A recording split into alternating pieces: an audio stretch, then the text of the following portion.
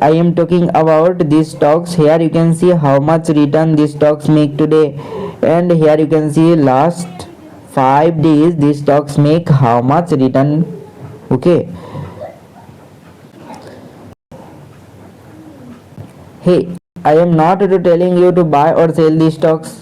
I am just break down the numbers so you can decide smarter. In the last 1 month, these stocks make approximately 11% return. In the last 6 months, these stocks make approximately 2% return, which is very good. And these stocks make approximately 12% return over the last year. And here you can see these stocks how much return in the last 5 years, which is very bad, poor return these stocks make for investors.